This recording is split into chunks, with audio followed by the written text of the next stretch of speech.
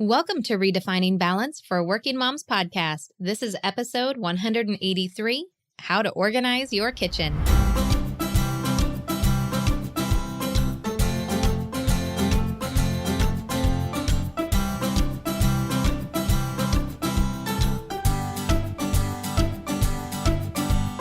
Welcome to Redefining Balance for Working Moms podcast, where we believe life balance is possible. Yes, even for you. You might just have to redefine what it looks like for yourself. I'm your host, fellow working mom, and founder of Your Life Rocks, Jenny Stemmerman. Each week, I'll bring you practical, real-life tips to help you focus on the things that matter most in life and be the best version of yourself in every area that God has called you to. Ready to redefine what balance looks like for you in your life? Let's go. Hello, how are you? Welcome to the show. I am so excited about this episode because we are doing a spring cleaning series with professional organizer Monique Horb. And if you missed a few weeks back, she was on talking about how to organize our time, how to organize our money, and really a lot of it was around our mindset because in times of chaos, we tend to move away from the organization that we know is going to help us the most. And speaking of things that we move away from that help us the most, last week we talked about how to get into the Word of God because as we're changing seasons from winter into spring, sometimes things get really busy and we can miss our morning routine or our evening routine or wherever our routine falls that we're spending time with God. So if you missed that episode, I hope you go back and have a listen as well. If you are new to the show, welcome. This is the place that you're going to find practical tips to help you move forward in any of 8 different areas of life that we focus in here on Your Life Rocks. And those 8 areas are your faith, your marriage, parenting, career, health, home, finances, and friendship and fun. And today we are focusing in on your home because we are going to give you step-by-step help on organizing your kitchen. Now, there's a lot of different reasons on why organizing your kitchen is so important, and we're going to be going into that with our guest today, Monique Horb, who is a professional organizer and someone who is very passionate about helping women live their very best lives. Now, your kitchen is a really important spot in your house because it's kind of the central hub of everything that's going on. And Monique knows this because she has 6 children. Yes, 6 children. Can you believe it? Amazing. If she can be organized with 6 kids, then I think that we all have something that we can be learning from her.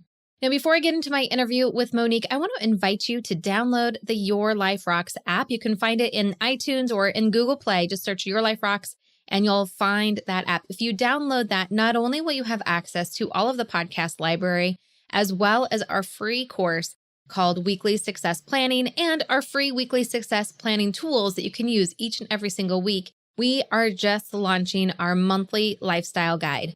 Now, of course, the app is free. The lifestyle guide is free as well. And it gives you tips and tricks to help you grow in all 8 areas of life that we mentioned before. And you can expect a brand new lifestyle guide delivered straight to your app each and every single month. Think of it almost as like an online magazine for working Christian moms. And I cannot wait to hear your feedback on it. So pop on over into our Facebook group and let me know what you think about the new lifestyle guide. I am all about helping to create more resources for you to help you really, truly grow and be everything that God has called you to be. All right, without further ado, let's get into my interview with Monique and let's learn how to organize our kitchen.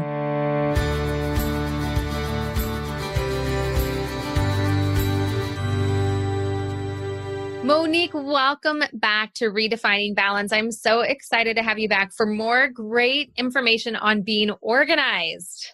Thanks, Jenny. Oh my goodness. I love to talk about all things organizing. I could do this all day.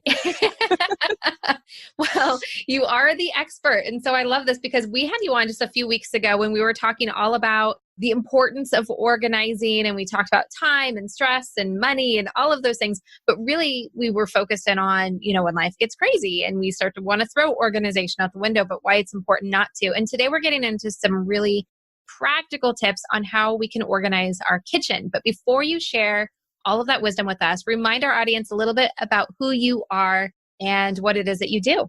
My name is Monique Horb. I am a professional home organizer. I live in Northwest Indiana, which is about an hour out of Chicago, Illinois. I've been married to my husband for 25 years. We have 6 kids, and I have learned to organize. I'm typically naturally organized, but I've learned to organize large families. Out of necessity. Yes. Oh my Yes. goodness. Oh my goodness. Well, I'm excited to talk about organizing the kitchen because this is an area that I feel like is the catch-all for everything. And it's always a mess. So for me, when I think about organization, I'm a very clean person, meaning I like things to be clean. I don't necessarily mind clutter, where my husband is just the opposite. Like he cannot stand clutter, but he does not see dirt.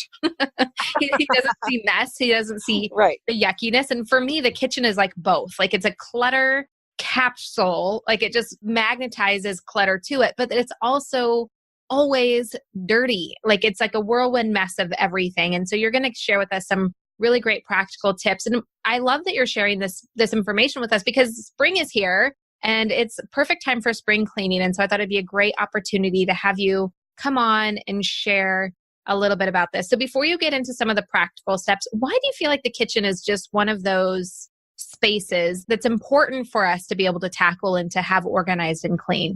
Well, we don't want to eat dirty food. Well, that's a great point. Or on dirty plates. So, well, starting with, if a kitchen is organized, then everybody in the kitchen can know where the food is that they want. And meal prep and lunch planning and having events in your homes, with company, all of that can be done easier if the kitchen is organized. That's a great point. And I love too that you brought up the prepping because that was a huge piece that we talked about on our last episode together, is that importance of that weekly prepping. And we really were talking mostly about time management with the weekly prepping, but food prepping is so huge too, especially when you're feeding a small army like you, or you have strong health goals or whatever it is. But I mean, with the busy schedule, having dinner pre-planned, having school lunches pre-done, all of that is such a huge sanity and time saver. And really the kitchen organization plays into that hugely. So I'm glad that you made that connection for us. You're welcome. Just planning ahead in every area of our life makes everything run a bit more smoothly. Absolutely. Absolutely. So when we're talking about the kitchen, I know you really break it up into different zones, right? Yes. All right. So talk to us a little bit about what those zones are and how they function. Okay. Before I do that, I just want to throw a question out for people to think about because every home is different.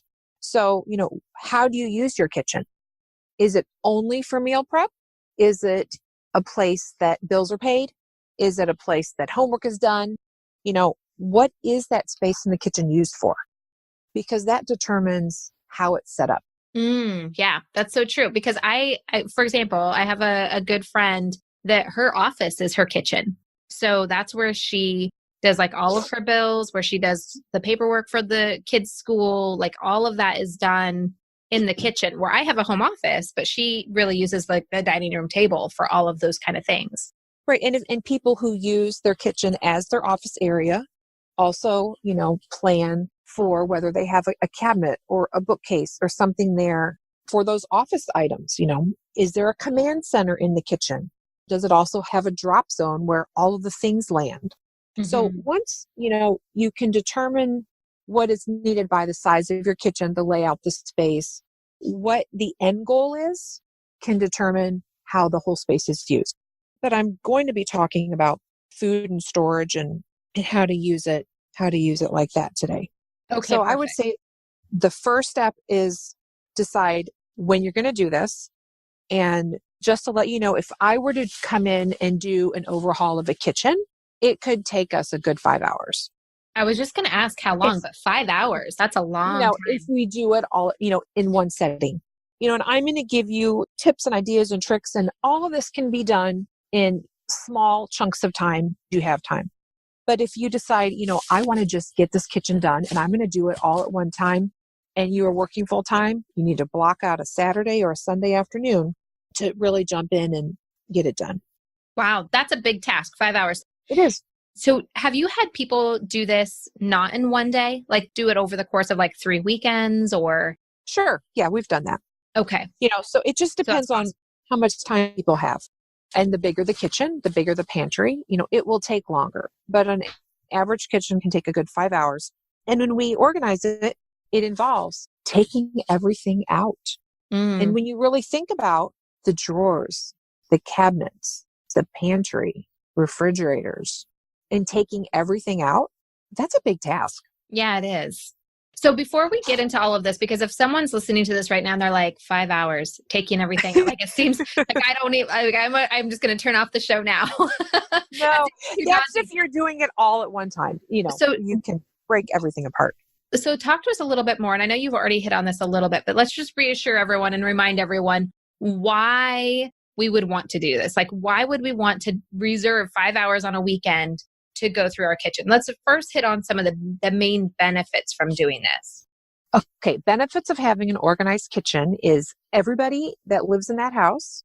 It could be immediate family members. Maybe you have grandparents, aunts and uncles, friends living in your home with you. Everybody knows where everything lives. Everything needs a home. If everything has a home, it does one thing. If you're out of the item, it makes meal prep easier. It makes grocery shopping easier if you know where to look for specific items.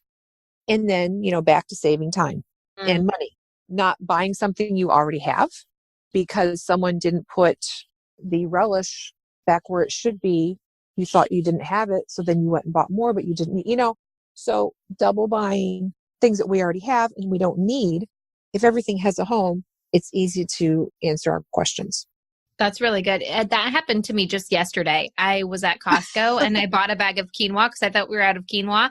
And then when I got home and I was putting things away, when you get back from Costco, you have to practically reorganize anything just to find room for everything. And I was like, oh my gosh, there's like another whole bag of quinoa in the very back of the pantry and a half-used bag of quinoa. So now I've got 2.5 bags of quinoa because I didn't think that I had any quinoa because when I went to go make some last weekend, I couldn't find it. So that's, happens all the time. Happens all the time. So this is good. Okay. Well, that's what you guys are going to be eating for the next month. Lots of quinoa. Absolutely. But I just wanted to bring that up because this is why it's worth investing that time in your kitchen, is because it does save time, it does save money, and it just makes the house feel lighter and more welcoming. And I know for me, I want to be able to have people over for dinner or for meals or have girlfriends over for coffee. But oftentimes, I'm embarrassed by my kitchen if it's unorganized or just doesn't look nice or put together. So I think that there's a number of reasons why people would want to do this, but I wanted to hit on that when we were first talking about how many hours it's going to take, because it is going to be worth it. I promise.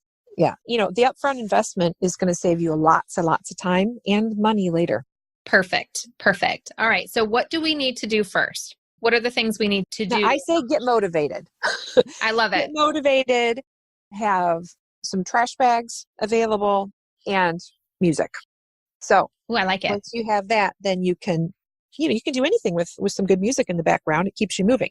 Yes. So looking at how a kitchen is set up, where the sink is, if you have a dishwasher, where your dishes are, where your silverware is, kind of looking at where everything is set up and seeing if it makes sense.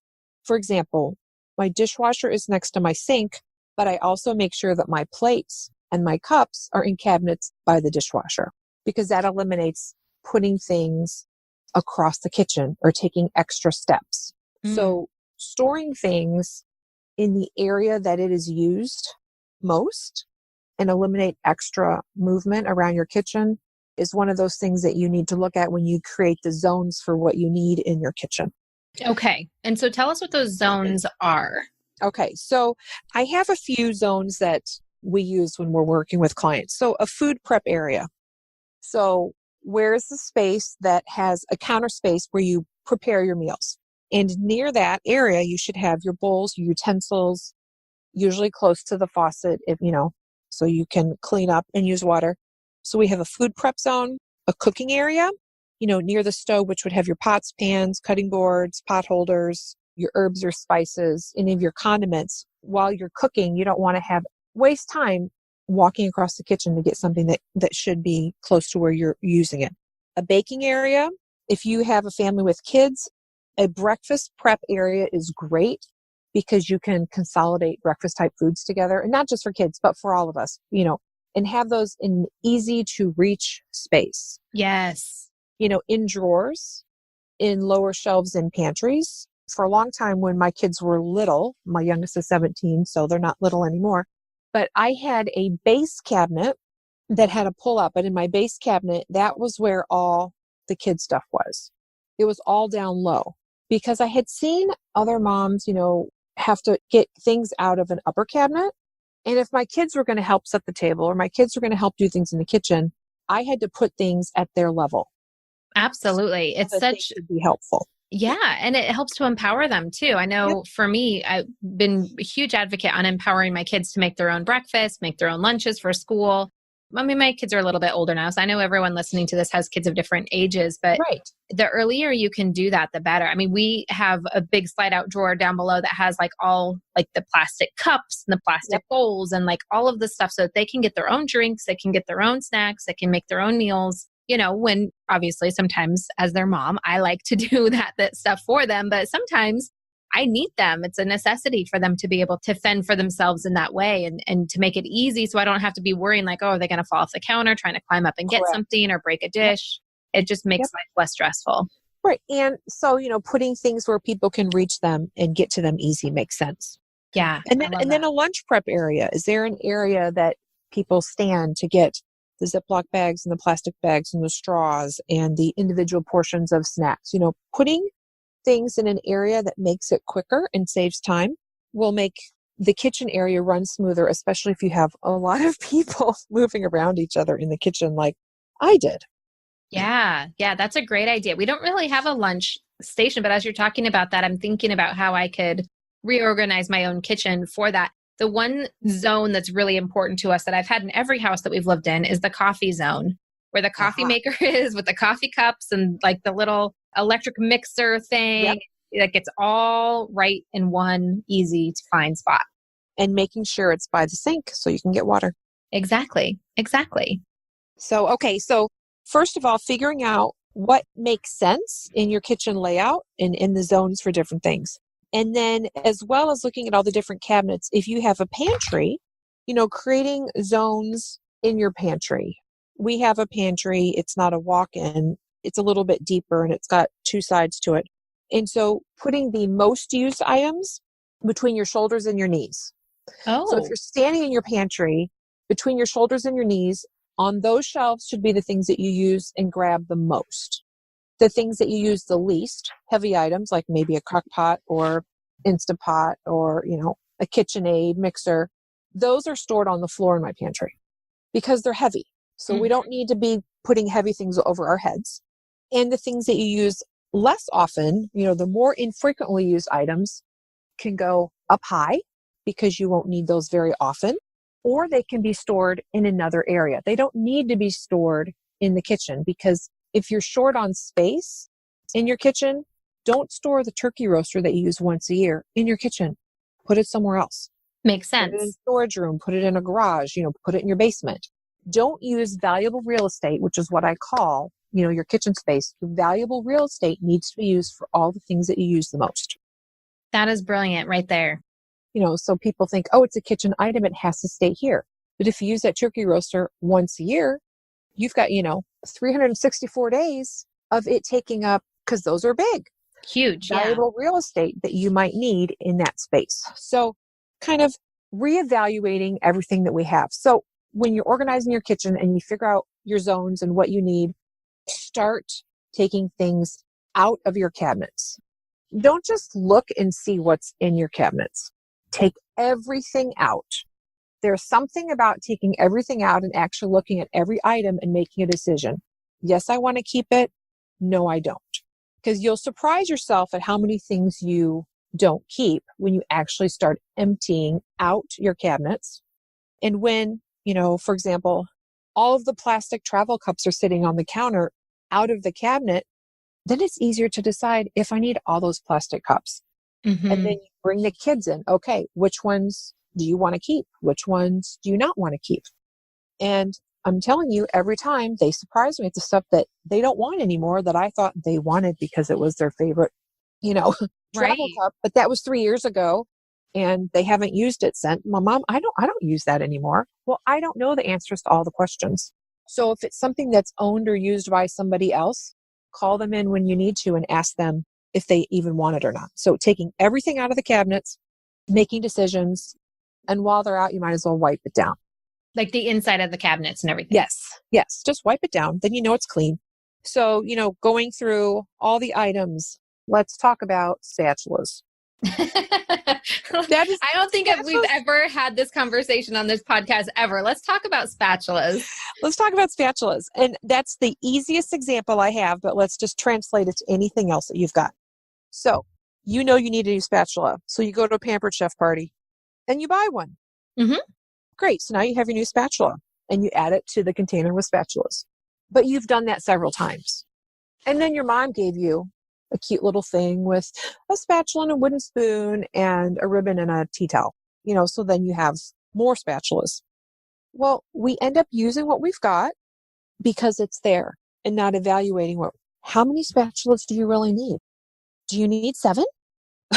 Right. And once you start taking everything out and laying it on your counter and looking at everything. So I have a crock next to my stove that has the wooden spoons and the spatulas and stuff in it. And it's easy to look at and go, oh yeah, I use everything in there. But once you take it out and lay it on the counter and look at everything together and out flat, it looks very different than it does in the container on the counter next to the stove. So totally. It's, so you look at it and think, oh, I use everything in there. And I bet you, if I go downstairs right now and pull it out, there's probably at least one in there that I do know there's one that's cracked. And my mom just gave me a new one. But guess what I did not do? Throw away the cracked one. Exactly. So that is just a simple example of why I think it's important to take everything out of the drawers, off the shelves, out of the cabinets, look at them. And if it belongs to somebody else, ask them. Don't assume that you know what their answer is going to be. They might be over it. And if they're over it, then get over it. And I think I said you start the project with a trash bag, trash can, but also a box for donations. Yes. And anything that's perfectly good, but you don't need, 12 spatulas, donate them. Yes, I love that. I love that so much. And the thing I love about this is that it really is empowering to make those choices. And I know we talked about that a lot when you were on the show last time, is to give yourself permission to make those choices in life to create the life that you want. And really, this is making those choices on the kitchen that you want. It's almost like hitting that reset button to say, I don't have to live in a kitchen that's a hodgepodge or a mess or doesn't serve me or the family. We're going to hit the reset button and make choices on what we want and what we don't want. Right. And that can come also to, let's talk about small appliances. Oh, yes. Ice cream maker, icy maker, those fondue pot, the popcorn, the waffle maker. Iron, yes. the air popper, and then the spinny whirly popper, and then the microwave popcorn. I mean, so there are so many small appliances that we have accumulated over time that we don't think about because it's just there. So a couple of years ago, I got rid of the bread machine, which there was a period of time that we used a bread maker a lot. I'm talking 20 years ago. My husband and I just had a couple of kids. And so the bread machine, it was fun. We used it. But a bread machine is not going to work for a family of 8. Those loaves are way too small. We hadn't used it for years and I got rid of it. And kind of funny story. I think like 2 weeks ago, he said something about the bread maker. And I just looked at him. We don't have the bread. I got rid of it. He goes, why would you get rid of the bread maker? Like, probably because we haven't used it for 15 years. And it's huge. It takes up so much space. Right. So looking at things that you have, if it served you well at one period of time, great. And you know what? If you really wanted one, I bet you could go to Goodwill or a thrift store and find one for $5. That works awesome. Yeah. And use it and then, donate it back if you don't really need it anymore. But looking at things and not using how much money you spent on something to determine whether or not you're going to keep it. Ooh, that's really hard for a lot of people. Yeah. That translates to a lot of areas. Well, I spent, $75 on that item. Okay. Are you going to get the money back? No. Right. Are you going to use the item? No. Okay. So now you're taking up valuable real estate because you made a bad decision and spent way too much money on something that you're not even using. And you're keeping it around as a reminder of your bad decision. Exactly. So get rid of it. So yeah. I give all of you people listening permission to not feel guilty when you get rid of stuff. And especially if you're trying to hang on to stuff because of money that you already spent on it, but you're not using it. You don't need it. Don't keep it. Keep what you use, keep what you love, keep what brings function to your kitchen.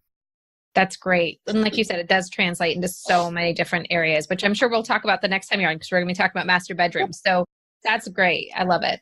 Okay. And then one of the last things I want to talk about is food storage. You store food in your pantry, your refrigerator, your freezer. Those things do need to be cleaned out periodically. And I don't know how things always spill, but they seem to spill. So, taking everything out, wiping down your refrigerator, throwing away all that stuff that's growing in the back bottom shelf because you can't see it. And then when you go through your pantry, look at expiration dates on your food.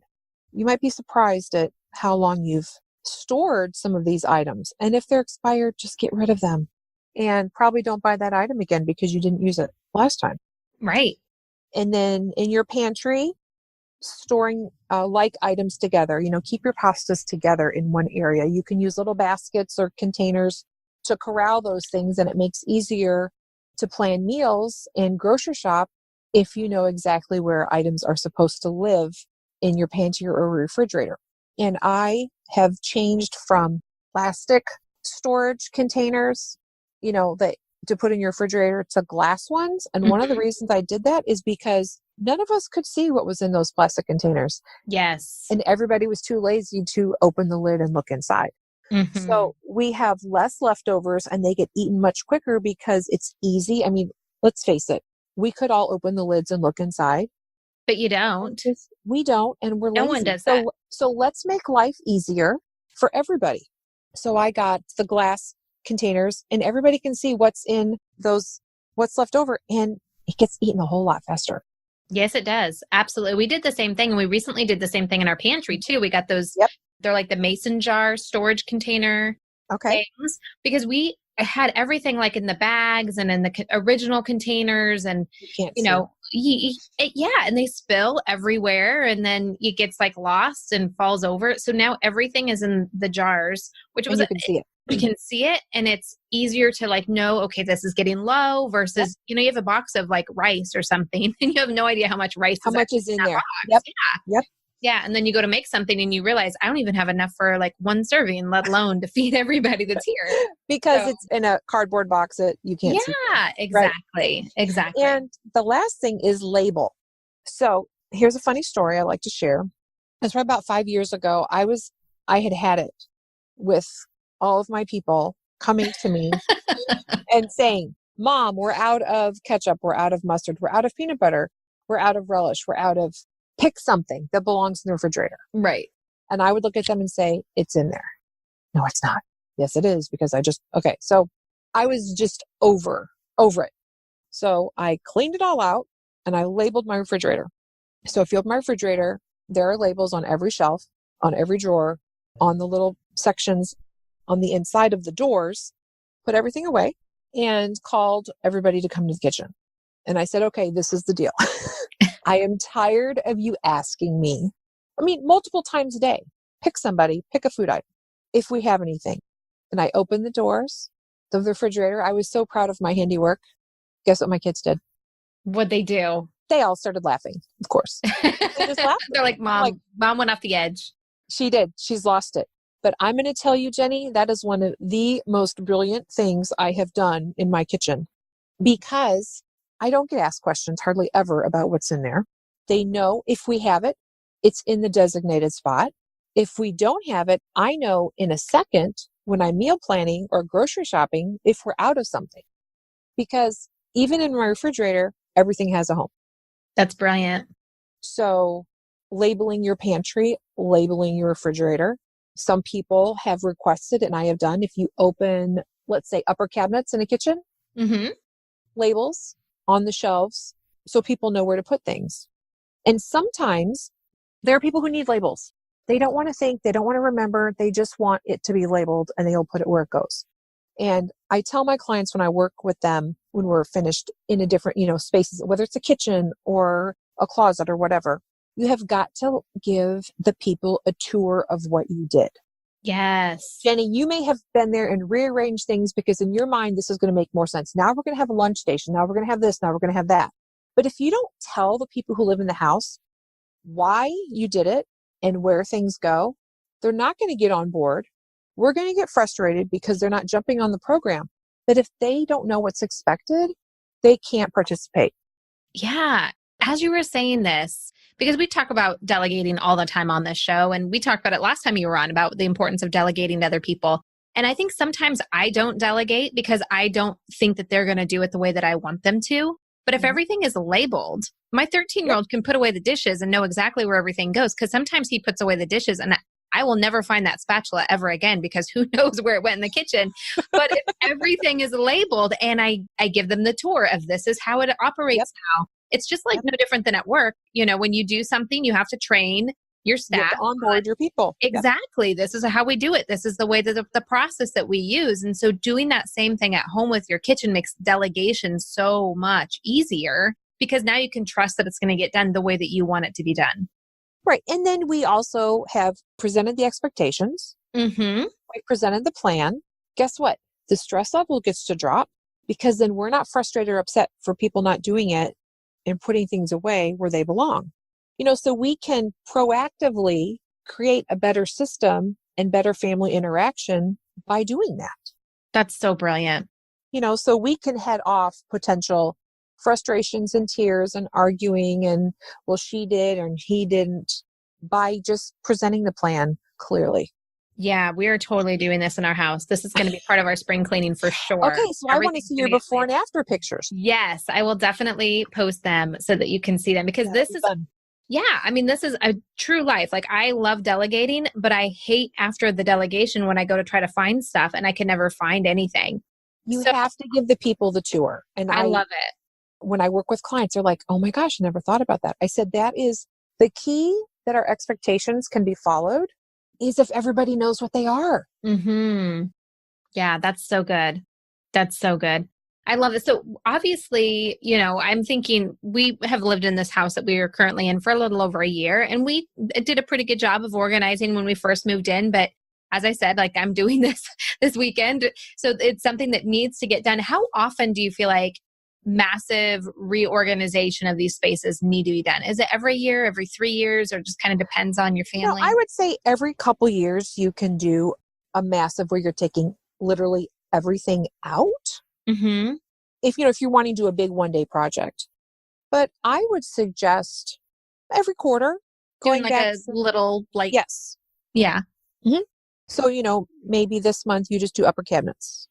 The next month you do lower cabinets. And the third month you do the pantry. So every quarter you can make another sweep through your kitchen. Yeah, like a reset. We actually did an episode about like doing a reset weekend and kind of like when you feel like things just need to be tightened up around your house a little bit. I'll link to that in the show notes page because I think that this would be a great thing to add to a reset weekend. Oh, perfect. Yeah. Perfect. Yeah, that's awesome. Well, beautiful. Well, Monique, this has been so helpful, really getting our sleeves rolled up and getting into the kitchen. Now, is there any other things that we should think about or any last thoughts for our listeners as they work to reorganize their kitchen and make it functional for them? Yeah. One of the last things I want to mention is before you start any project, but we're going to talk about the kitchen now, is do not go shopping first for containers. Don't run to the store before you start. How'd you know? That's what I was thinking. I was thinking, nope. As you were talking, I was making a mental list of the things I needed to buy. That is the last thing you do. Because what I'm going to say now is a basic principle that can be used for any space of your house. Declutter first, because let's not rearrange stuff that we don't want to keep and we're not going to use. That's so we're going to declutter first. Then you're going to look and see what do you have left. And chances are you have bins or baskets or containers that may have been used in one area that can be flip-flopped and used in another area. So declutter first, see what you need to organize, put it in the zones, label your areas, and then use containers. And then when you are looking for containers, get a pad of paper out, measure your shelves. Don't go by, I think that's the size that it'll be, unless you are, have a photographic memory. And even then, yeah. Right. Measure your spaces, measure your depth and your length and your height of your shelving areas, because you can go to the store and they do have measurements on containers, but I carry a tape measure in my purse. Of course you do, because you're a pro. Yes. And so I measure things, but there are stackable shelves. If you want to put a rollout in a base cabinet, there are kits you can buy to have a rollout in base cabinets. And that's really nice if you have large items that are behind each other. It makes it easy to pull things out. There are shelf baskets that can be slid onto a shelf that hang below the shelf for extra storage. Over the door racks in pantries, Lazy Susans, pot racks, dividers. So there's a lot of different options that I'll have on the printable that I'm going to leave with you. Just ideas, but declutter first and then categorize after that. That's so good. That's so good. Because that's my favorite part about doing all of this is going to buy all the new things. So well, you don't want to buy the wrong size or the wrong ones. So I love that you gave that as a tip. So the printable that Monique is talking about will be available for you to get on yourliferocks.com. And then Monique, where can people learn more about you and what you provide and maybe even work with you? My business is called Organizing Your Chaos. I help busy women organize their homes and their spaces so that they can be more productive. And you can find me on Facebook, Organizing Your Chaos. I have a website, www.organizingyourchaos.com, also a Pinterest page.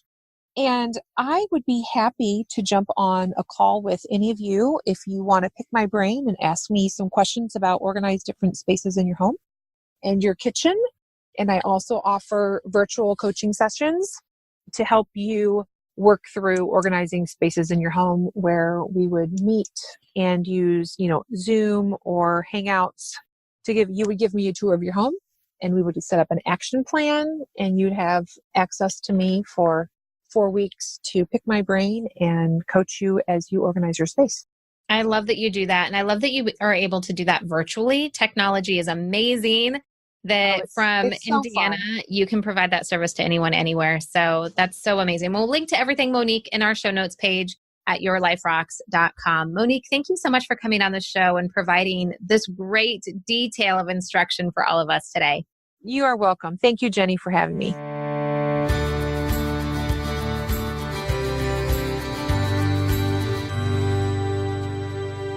Well, there you go. I hope that this interview is going to inspire you to tackle your kitchen because of all of the reasons that we talked about in this episode, but most importantly, because when you're doing this foundational work of organizing the spaces around you, it helps you to be more efficient in everything else that you do.